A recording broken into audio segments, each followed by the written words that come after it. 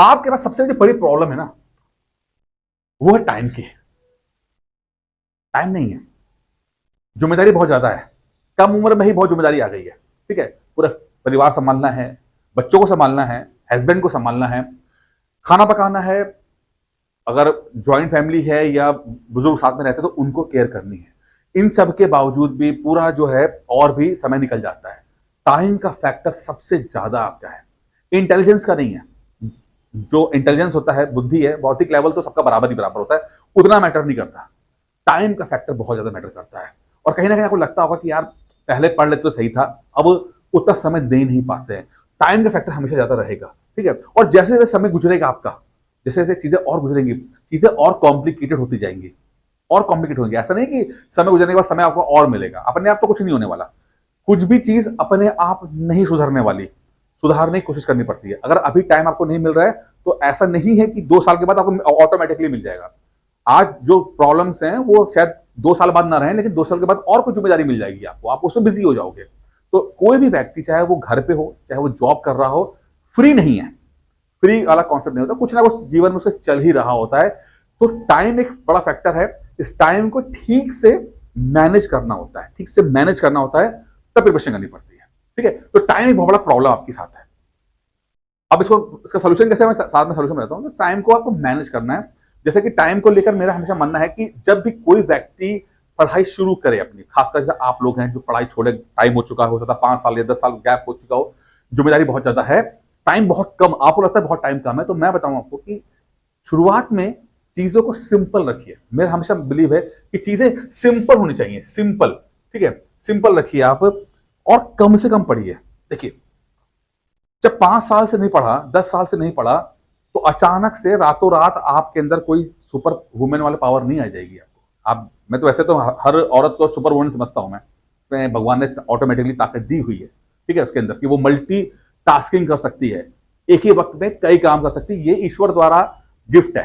ठीक है, लेकिन उसको भी ठीक से समझना पड़ता है, तभी आप अपनी मल्टीटास्किंग को बेहतर तरीके से कर पाओगे और हर क्षेत्र में सफल हो पाओगे, अपना 100% दे पाओगे। तो यहां पर अगर आप ऑलरेडी काम कर रहे हो, चाहे जॉब भी कर रहे हो, हाउसवाइफ हो सकते हो या जॉब भी, दोनों दोनों ही चीजें टाइम ले लेती हैं, तो यहां पर समझना पड़ेगा कि जब आप स्टार्ट कर रहे हैं, 5-6 साल का गैप हो चुका है, तो शुरुआत सिंपल से कीजिए। जैसे मैं अपने अपने बच्चों, स्टूडेंट्स को क्या बोलता हूं कि जब आप शुरू कर रहे हो ना, आप वो टाइम लेके चलो जो आप इजीली, आराम से निकाल सकते हो बिना कोई एक्स्ट्रा एफर्ट किए।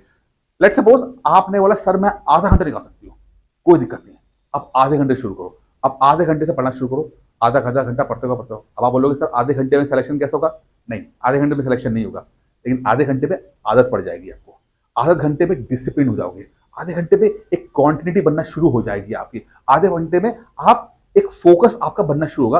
कुछ तो शुरू होगा ना आपका, कुछ तो शुरू होगा। ठीक है, सबसे इंपॉर्टेंट है आपका वो शुरुआती फेज।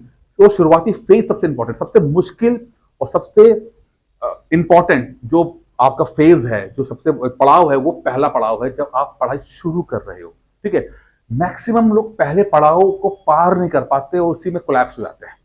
आपको खत्म नहीं होना, आपको हार नहीं माननी, आपको मतलब पढ़ाई छोड़नी नहीं है, क्विट नहीं करना। अभी सिलेक्शन हमारा टारगेट नहीं है, अभी ये टारगेट है कि हमें क्विट नहीं करना, छोड़ना नहीं, किसी तरह से बच जाना है। और ये फेज कुछ लोगों के लिए 2 महीने का हो सकता है, कुछ लोगों को 3 महीने हो सकता है, कुछ का 6 महीने हो सकता है, डिपेंड करता है कि आपका अपने कैसी चीजों को लेकर चल रहे हो। ठीक है, शुरू में पढ़ाई कम करेंगे, कम पढ़ाई 30 मिनट कर रहे हैं, फिर थोड़ा सा, फिर 1 हफ्ते के बाद 35 मिनट कर दिया, फिर बढ़ा दिया 45 मिनट कर दिया, बढ़ा दिया 50 मिनट, 1 घंटा, सवा घंटा, 1.5 घंटा। पढ़ाई को धीरे धीरे धीरे धीरे धीरे बढ़ाएंगे। इससे 2 चीजें होंगी, आपकी बॉडी और आपका ब्रेन, पहले तो दोनों चीजें जो है वो स्टेबल हो जाएंगी और उनको एक आदत पड़ जाएगी, एक डिसिप्लिन मेंटेन करना शुरू कर दोगे आप।